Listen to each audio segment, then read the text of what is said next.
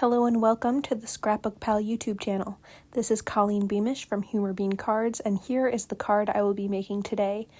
I am using the Build-A-Garden Primrose Bundle from Altenew, which you can find over at ScrapbookPal.com, and this set has everything you need to make a beautiful card.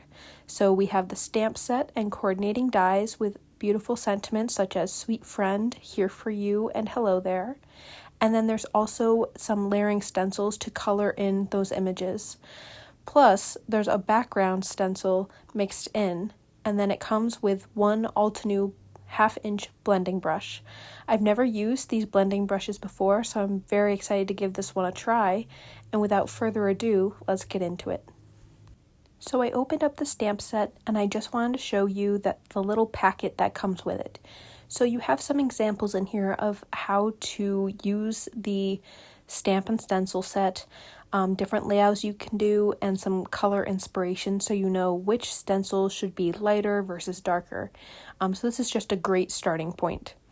So I went ahead and die cut out the main floral image, and I do this just because it's easier for me to line up the stamp with the cutout image rather than line up the die after I stamp. So I have a sticky mat in my mini MISTI here, and that's keeping that die cut in place, and I'll just go ahead and stamp down the floral image using some black ink. I'm going in with my Pinkfresh Studio stamp press here just to make sure I get plenty of pressure on the MISTI. I stamp that twice to get a solid image, and once I'm happy with it, I can get to stenciling. So I'm taking the negative from my die cut and I'm putting some temporary tape on the back.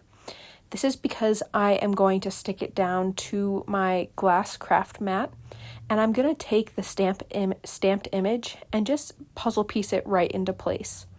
This will help hold my image in place while I do the stenciling and will help me to line up the stencils as well. So I'm taking out all the stencils, and I'll just show you all the different layers. So this also has a guide to all the layers. Each stencil sheet has multiple layers on it. So you can see here etched in, it's stencil number 1, and there's 3 different layers. Same with this one, there's 2 layers. And then you get down to the finer details. And then finally we have the final layer, which also has the background stencil I was mentioning before. So let's get to it. I line up the first layer, and I'm going to go ahead and use some washi tape just to stick my stencil down so it's not moving around as I ink blend. And I am using some Pinkfresh Studio inks.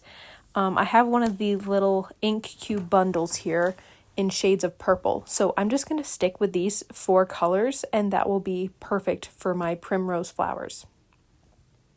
So like I said, this is my first time using the Altenew blending brush, and I'm really happy with how it was going.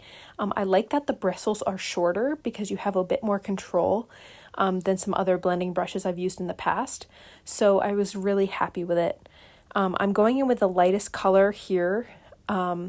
I believe it's called Freesia, Fresh Freesia maybe, and it's just a very soft purple.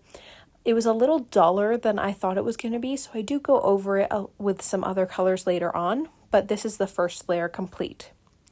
What I'm doing as I'm ink blending is, first of all, I'm keeping a very light hand. You don't need to press down very hard. And I'm going a little bit darker towards the centers of the flowers and then kind of fading out so it gets lighter to the edges of the flowers.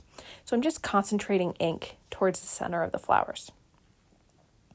Now this process didn't take too long, but I think it's easier than if you were to do Copic coloring or some other techniques. You can definitely do Copic coloring with these images. I think that would be very beautiful, but the stencils just make it so easy to pull a card together.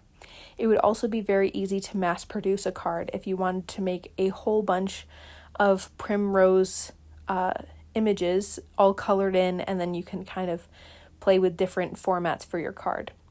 So I'm just going through the layers, and I'm doing it light to dark. So first layer was the lightest, then I did the middle, then the dark.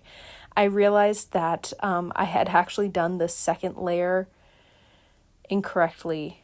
I'm trying to remember. It was supposed to be the darkest layer, but I did a lighter color. So now I'm just going back over it with the darkest color, which is Opulence. And that will just darken it up quite a bit. And I'm really happy with that. And I realized that this purple was more on the bluer side, whereas the other colors were kind of dull in comparison. So this is when I went back in with that first stencil. And I'm just going over it with like the second darkest color just to add a little bit more depth and make it match. I didn't like the extreme contrast between the light and the dark. So once I'm happy with that, the next stencil is just for the centers of the flowers. So I line that up and I'm just going in with a nice yellow. I think this is Lemon Whip from Pinkfresh Studio. And you'll see that I changed blending brushes. I didn't want to get any of the purple and the yellow, so now I'm using a Pinkfresh Studio 1/2 inch blending brush. And this is when I really noticed the difference between this blending brush and the Altenew one, because the bristles on this brush are much longer and I had a lot less control. So maybe I'll be getting some more of those Altenew brushes in the future because I really did like how those worked. So once that layer is done, I'm ready to move on to the stems and leaves down at the bottom. So the first stencil is an all over stencil here. So I'm going in with Fresh Pear from Pinkfresh Studio, which is a nice pale green. And I just have a larger blending brush because this is such a large area. So I'm just going to do a pretty flat color all over. Again, I'm concentrating the color at the bottom of the leaves. So the center of the leaf image is darker and the outer edges of the leaves are lighter. That's just like a typical thing I do whenever I'm ink blending. So once that has a pretty good range of color, I'm going to move on to the next stencil, which colors the 2 back leaves. Now I did switch greens, so I'm using Meadow. These greens are pretty different from each other. Meadow has quite a bit of like a bluer undertone, which is whereas Pear is a little bit more yellow. And here, I just want to note that I probably should have masked off above the stencil where the purple leaves are because it's very close to the edge and I easily could have went off. Luckily I didn't, but I just wanted to let you know in case you do give this a go, be aware of where your blending brush is heading. Anyway, so the Meadow is quite bluish, and so I didn't like the major contrast between those. So I'm bringing out that first stencil again, and I'm going to go over it with just the blending brush and whatever ink is left on it of that Meadow color. I didn't go in with a brand new splash of color. Oh, maybe I did. I tapped it off the excess a little bit because I really wanted it just to even out a little bit more. And then you'll see when I take the stencil away, it's just a little bit closer in color to that Meadow. Then there is another layer, which is just the edge of this leaf or like an underleaf. I'm just using Meadow for that as well. Just one more layer. And then I will go in with the centers of the leaves, which is kind of like the veins of a leaf. And I'm just using Meadow again. I didn't want to complicate it with a whole bunch of greens, and I especially wanted the purple flowers to stand out. So I didn't care as much about the leaves. So putting the Meadow as an extra layer, it does show up very well because you are layering up that color. So once I take the stencil away, you'll see exactly what it looks like, and I'm really happy with that. So the very last layer for the flowers are the stems, and I'm using Pear for that. So it will be the lighter green. And you see here that I have a piece of white paper off to the side. That's because the background stencil is going over my flowers and I didn't want to accidentally stencil a pattern onto my flowers. The other thing about this layer is that there's some really small, dainty pieces keeping the stems in place. And when I was trying to ink blend, they were kind of moving around, so I knew I wasn't going to get a solid ink blended shape.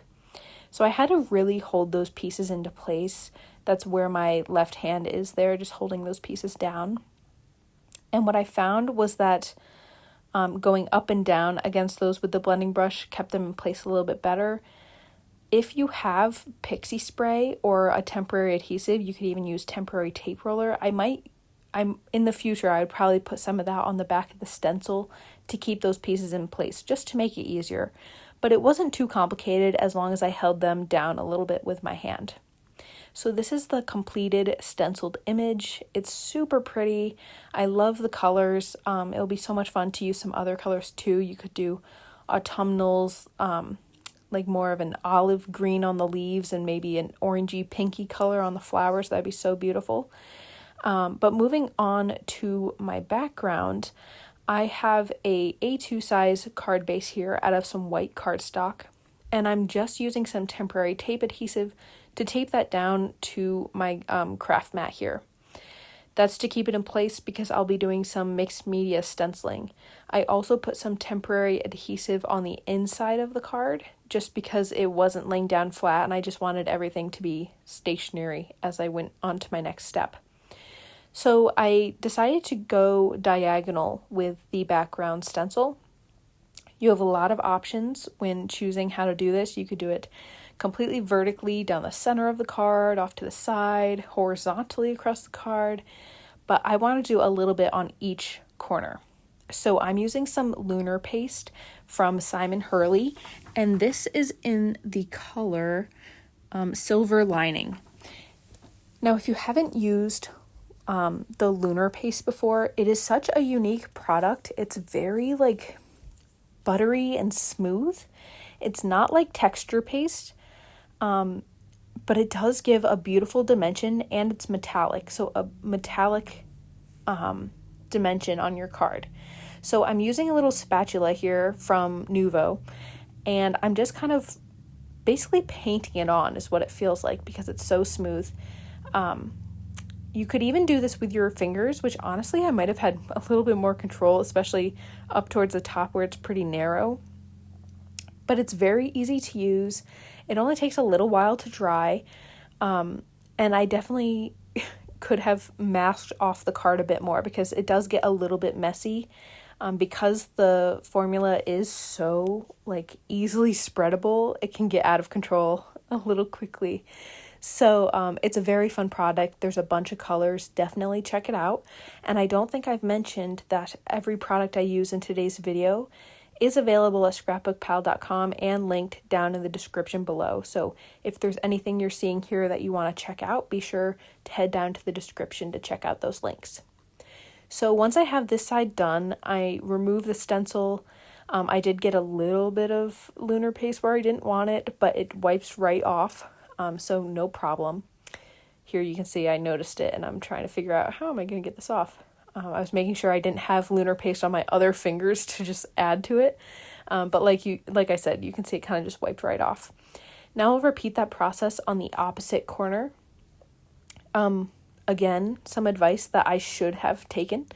Clean off the back of the stencil before you put it down on the other side because as I kind of positioned this, some remnants of Lunar paste got onto the card and just got a little messy. So the more masking and cleaning you do as you go, the better, and I should have done more of it. So now the other side is all done. You can see it's actually not perfectly parallel. It's actually wider at the bottom and skinnier at the top, and I didn't even notice that at the time, but I'm actually glad that that's how I did it. Because when I put the flowers on top, I really like the layout and the positioning of everything. So I'm going to set this aside to dry.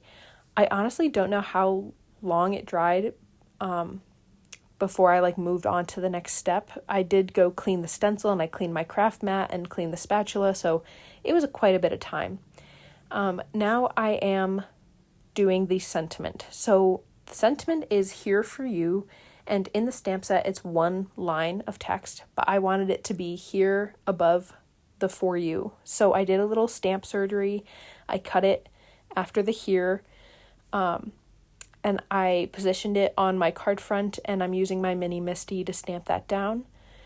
I used the darkest color of purple, which is Opulence, to stamp that down just so it matches my flowers perfectly, and I did double stamp that. That's just kind of my go-to, double stamping everything. By doing the stamp surgery, in case you're curious, that does not affect the stamp it stamps perfectly still, and then if I wanted it to be one long line of text, I can just stick it back together. So I don't think you should shy away from cutting your stamps if it's something that works for you. Now I have some foam tape on the back of my floral image just to pop that right up on the card. And this is the final step of my card. So this was very simple to make. You could make like 20 of these very easily.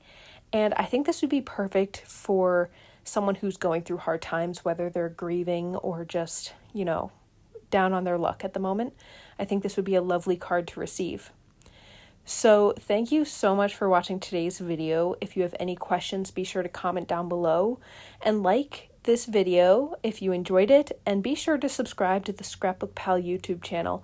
There are always more creators on here sharing some wonderful crafty inspiration, so be sure to check it out when you have a chance, and I'll see you in the next one. Bye!